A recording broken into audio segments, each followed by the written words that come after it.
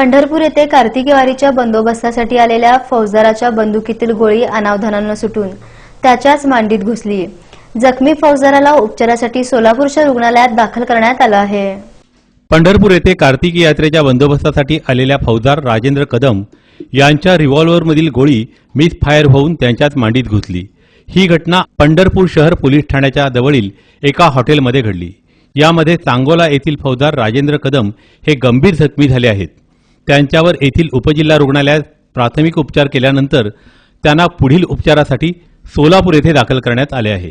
राजेंद्र कदम आणि त्यांचे मित्र बाळासाहेब जाधव हे दोघे हॉटेलमध्ये बसले असताना कदम यांनी आपल्या रिव्हॉल्व्हरमधील गोळी काढण्यासाठी फौजदार बाळासाहेब जाधव यांच्याकडे दिली होती। दरम्यान जाधव यांच्या हातून रिव्हॉल्व्हरमधील गोळी काढत असताना मिस फायर होऊन राजेंद्र कदम हे जखमी झाले आहेत। त्यांच्या मांडीला गोळी लागल्याने त्यांना तातडीने उपचारासाठी सोलापूर येथील रुग्णालयात दाखल करण्यात आलं आहे।